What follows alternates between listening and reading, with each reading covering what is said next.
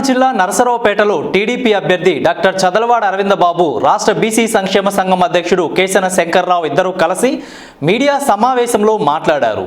రాష్ట్ర బీసీ సంక్షేమ సంఘం అధ్యక్షుడు కేశన శంకర్రావు మాట్లాడుతూ, రాబోయే ఎన్నికల్లో రాష్ట్ర భవిష్యత్తు కోసం టీడీపీకి మద్దతు ఇవ్వాలని అందరం చర్చించి ఏకగ్రీవంగా నిర్ణయం తీసుకున్నామని అన్నారు. రాష్ట్రంలో సంక్షేమంతో పాటు అభివృద్ధి కూడా ఉండాల్సిన అవసరం ఎంతైనా ఉందని అన్నారు. వైసీపీ పాలనలో సామాజిక న్యాయం కరువైందని, ఈ 5 ఏళ్ల పాలనలో బీసీలు పూర్తిగా అణగదొక్కబడ్డారని అన్నారు.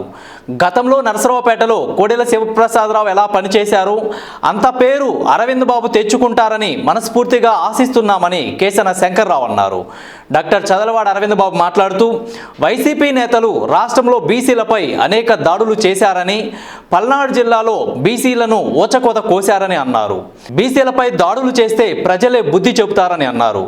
రాబోయే ఎన్నికల్లో అందరినీ కలుపుకొని పోయి నరసరావుపేటలో టీడీపీ జెండా ఎగరవేస్తామని అన్నారు. ఈ కార్యక్రమంలో బీసీ సంఘం నాయకులు, ప్రజా ప్రతినిధులు, పార్టీ కార్యకర్తలు, నాయకులు పాల్గొన్నారు. మీడియా సోదరులకు ధన్యవాదాలు తెలియజేస్తూ,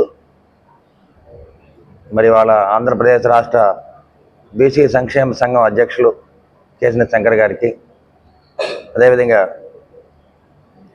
రాష్ట్ర కార్యవర్గ సభ్యులందరికీ కూడా ధన్యవాదాలు తెలియజేస్తూ, వాళ్ళ ఆంధ్ర రాష్ట్రంలో జరుగుతున్న పరిణామాలు, అదేవిధంగా 5 ఏళ్లుగా జరుగుతున్న వైసీపీ దారుణాలు, అవినీతి ఇవన్నీ కూడా చూస్తూ వాళ్ళ బీసీ సంక్షేమ సంఘం మొత్తం కూడా మరి ఉమ్మడి అభ్యర్థులు ఎవరైతే ఉన్నారో టీడీపీ, జనసేన, బీజేపీ బలపరిచిన అభ్యర్థులందరికీ కూడా మద్దతు పలకడానికి మరి చంద్రబాబు నాయుడు గారితో, పవన్ కళ్యాణ్ గారితో మరి భేటీ అయ్యి వాళ్ళ రాష్ట్రంలోకి ప్రచారానికి రావడం జరిగింది. ఇటువంటి కార్యక్రమంలో ఇవాళ నరసరావుపేటలో ఉమ్మడి అభ్యర్థిగా ఉన్న అరవింద్ బాబుని బలపరిచి అరవింద్ బాబుని గెలిపించడానికి వీరందరూ కూడా ముందుకు రావడం జరిగింది.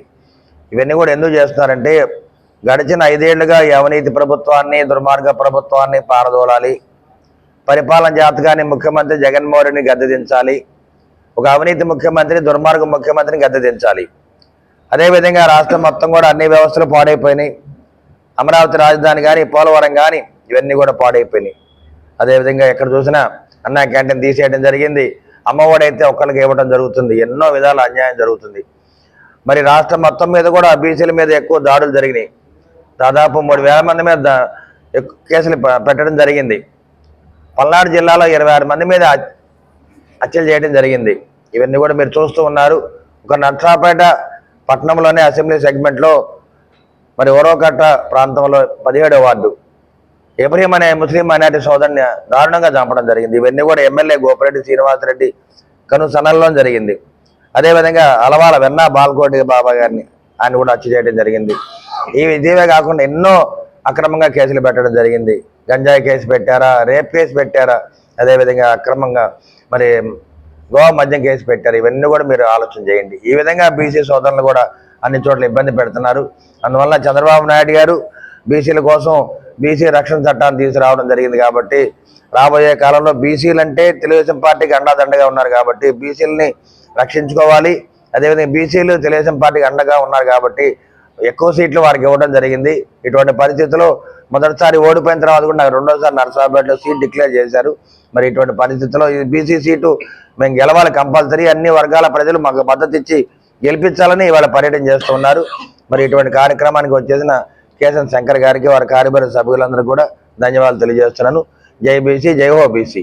మీడియా మిత్రులందరూ కూడా బీసీ సంక్షేమ సంఘం తరఫున మీ అందరూ కూడా హృదయపూర్వక నమస్కారాలు తెలియజేస్తా ఉన్నాం. రాష్ట్ర వ్యాప్తంగా ఇటీవల గుంటూరులో 14వ తారీఖున రాష్ట్ర వ్యాప్తంగా 26 జిల్లాల నుంచి, అదేవిధంగా 175 నియోజకవర్గాల నుంచి ముఖ్యమైన నాయకులందరూ కూడా దాదాపు 1000 మందితో ఒక ప్రిలిమినరీ సమావేశాన్ని గుంటూరులో ఏర్పాటు చేయటం జరిగింది. రాష్ట్ర భవిష్యత్తు కోసం, భావి తరాల వారి కోసం ఈ రోజున రాష్ట్రంలో జరుగుతున్నటువంటి పరిస్థితులపైన చర్చించి వారి యొక్క అభిప్రాయాలను సేకరించి తద్వారా ఈ రాష్ట్రంలో ఎన్డీఏ కూటమికి మద్దతు ఇద్దామని చెప్పని అందరూ చెప్పిన మీదట రాష్ట్ర వ్యాప్తంగా ఒక నిర్ణయాన్ని తీసుకోవటం జరిగిందనే విషయాన్ని మీకు తెలియజేస్తా ఉన్నాం. కారణం కూడా ఈ రోజున బలహీన బడుగు వర్గాల సంక్షేమం కొరకు గతంలో రాజకీయ పార్టీలు పరిపాలన చేసేటువంటి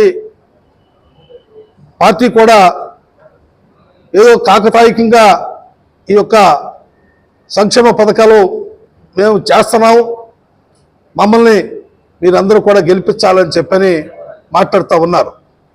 కేవలంగా రాష్ట్రం అభివృద్ధి చెందాలంటే సంక్షేమ పథకాలే కాదు, దాంతో అభివృద్ధి కూడా జరగాలనేది మా యొక్క అభిప్రాయం. గతంలో మరి చాలా పథకాలు రద్దు చేసేటువంటి సందర్భం కూడా మనకు తెలుసు. ఆ పథకాలన్నిటి కూడా మళ్ళీ ప్రవేశపెట్టి ఆ పథకాల్ని ఈ బలహీన వర్గాలకు అందించే విధంగా మరి మాజీ ముఖ్యమంత్రి చంద్రబాబు నాయుడు గారి దృష్టికి కూడా తీసుకెళ్ళాం. అదేవిధంగా లోకేష్ గారి దృష్టికి కూడా తీసుకెళ్ళాం. భవిష్యత్తులో జరిగినటువంటి పరిణామాలు మీరు పక్కన పెట్టండి. ఇప్పుడు రాబోయే రోజుల్లో తప్పనిసరిగా బలహీన వర్గాల పార్టీగా మీ అండదండలతో మేము పరిపాలన కొనసాగిస్తామనేటువంటి చెప్పినటువంటి పరిస్థితి కూడా మీకు వివరంగా తెలియజేస్తా ఉన్నాను. అందుకనే అరవింద్ బాబు గారిని అత్యధికమైన మెజార్టీతో మరి బలహీన వర్గాలందరూ కూడా కులం లేదు, మతం లేదు, రాజకీయ పార్టీలు లేవు, తప్పనిసరిగా అలాంటి వ్యక్తి